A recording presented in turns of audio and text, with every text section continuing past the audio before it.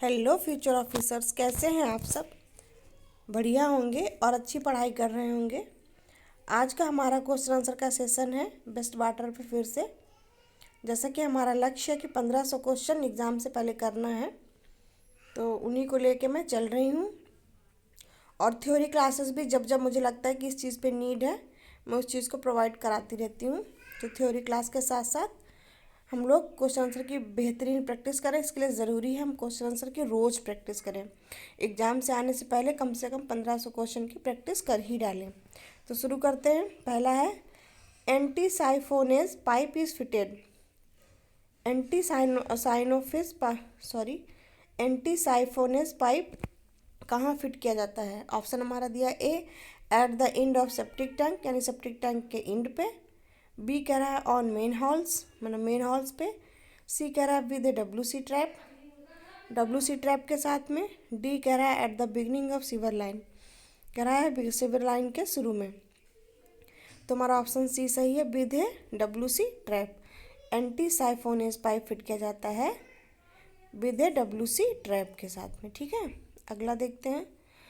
कह रहा है in a grit chamber of a sewage treatment plant, क्या इसकी फ्लो वेलोसिटी और क्या क्या रखा जाएगा, ये सब पूछ रहा है। तो पहला है हमारा ए, फ्लो वेलोसिटी कितनी होनी चाहिए, 0.15 मीटर टू 0.3 मीटर बटे सेकेंड इज केप्ट। दूसरा कह रहा है डेप्थ कितनी रखनी चाहिए, डेप्थ होनी चाहिए 0.9 metre to 1.20 metre is kept. C कह रहा है 1 minute of detention period is kept, detention period कितना 1 मिनट रखना चाहिए। डी कह रहा है ऑल द अबव, तो हमारा सही आंसर है डी ऑल द अबव। आगे चलते हैं। कह रहा है the ratio of maximum sewage flow to average sewage flow for mains up to 1 metre in diameter is, कह रहा जो रेशियो है मैक्सिमम सीवेज फ्लो का एवरेज सीवेज फ्लो के साथ में, वो कितना होना चाहिए। पहला है ए 1.5, बी 2.0, सी 3.0, डी 4.0। तो हमारा सही आंसर है बी 2.0। अगला क्वेश्चन है हमारा pH value of sludge during alkaline regression stage. क्या जो pH वैल्यू होती है स्लज की, स्लज क्या है बताया था मैंने लेक्चर में, देख लेना। तो pH वैल्यू ऑफ स्लज की कितनी होती है ड्यूरिंग एल्कलाइन रिग्रेशन में। A more than 7, B less than 7, C less than 6, D more than 6। तो हमारा ऑप्शन नंबर ए सही है, मोर देन 7। आगे चलते हैं।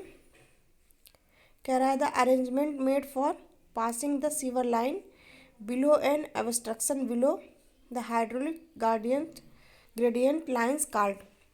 कह रहा है जो अरेंजमेंट बनाया जाता है सीवर लाइन का ऑब्स्ट्रक्शन के नीचे हाइड्रोलिक ग्रेडियंट लाइन्स, उसको क्या कहते हैं। उसको कहते हैं ए इन्वर्टेड साइफन कहते हैं, बी डिप्रेस्ड सीवर कहते हैं, सी सैक पाइप कहते हैं, डी ऑल ऑफ दिस। तो हमारा ऑप्शन नंबर डी सही है, ऑल ऑफ दिस। ये सब कुछ मतलब जितने ऑप्शन है कुछ भी इसमें से कह सकते हैं। आगे चलते हैं। अगला है pick up the incorrect size of stoneware sewer. Stoneware का जो गलत साइज है उसको हटाना है। ए है 52.5 सेंटीमीटर, बी है 67.5 सेंटीमीटर, सी है 82.5 सेंटीमीटर, डी है नन ऑफ दिस। तो हमारा ऑप्शन डी सही है, नन ऑफ दिस, इनमें से कोई भी नहीं। सातवां है chlorination of water is done for the removal of. Chlorination of water में क्लोरीन क्यों मिलाया जाता है, किस लिए, क्या रिमूव करने के लिए। ए कह रहा है बैक्टीरियाज, बी कह रहा है सस्पेंडेड सॉलिड्स, सी कह रहा है सेडिमेंट्स, डी कह रहा है हार्डनेस।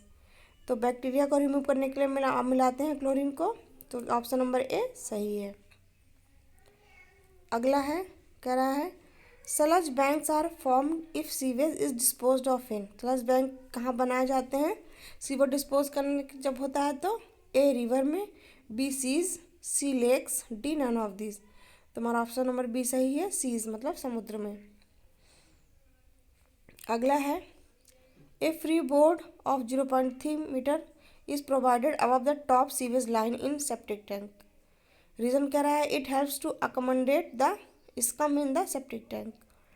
तो कह रहा है एक फ्री बोर्ड दिया जाता है 0.3 मीटर का, प्रोवाइड किया जाता है कहाँ, टॉप सीवेज लाइन में सेप्टिक टैंक में। रीज़न क्या है, कारण क्या है।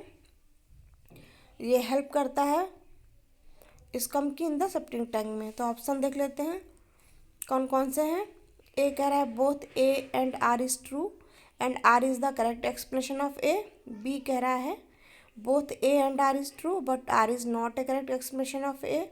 सी कह रहा है A is true but R is false. D कह रहा है A is false but R is true. तो हमारा सही ऑप्शन है A, both A and R is true and R is the correct explanation of A. मतलब दोनों correct है और ए की सही एक्सप्लेनेशन कर रहा है रीज़न। आगे है द क्लेरिजिस्टर्स आर। क्लेरिजिस्टर्स क्या हैं देख लेते हैं। ए सर्कुलर सेप्टिक टैंक होते हैं या फिर बी रेक्टेंगुलर सेप्टिक टैंक होते हैं। C circular Imhoff double tanks with bottom hoppers होते हैं। D circular Imhoff double storey tank without bottom hoppers होते हैं। तो हमारा सही आंसर है D, circular Imhoff double storey tank without bottom hoppers होते हैं। अगला है the density of a population over 40 hectares. अच्छा ये न्यूमेरिकल है, इसको भी स्किप करते हैं, जब न्यूमेरिकल करेंगे तब इसको करेंगे। ये भी न्यूमेरिकल हो गया है, इस बार से बहुत से न्यूमेरिकल जुड़ गए हैं। 14 है number, the spacing of bars for performance in coarse screen use for the treatment of sewages. तो ऑप्शन देख लेते हैं। जो स्पेसिंग बार दिए जाते हैं परफॉरेशंस इन कोरस स्क्रीन में यूज्ड किस लिए यूज़ किया जाता है, used for treatment of sewage. कितने के होते हैं, मतलब कितने मिलीमीटर के होते हैं जो स्पेसिंग बार दिए जाते हैं कोरस स्क्रीन में ट्रीटमेंट सीवेज के ट्रीटमेंट के लिए, वो कितने के होते हैं। A 20 millimetre, B 30 millimetre, C 40 millimetre, D 50 millimetre. तो ऑप्शन डी सही है, 50 मिलीमीटर। 15 कह रहा है in case of Imhoff tanks. क्या होता है इमहाफ टैंक के केस में। A that shape is rectangular होता है। B detention period is 2 hour होता है। See the velocity of flow is restricted to 0.30 metre oblique minute होता है। डी ऑल द अबव होता है। तो हमारा ऑप्शन डी सही है, ऑल द अबव ये सब कुछ होता है इमहाफ टैंक में।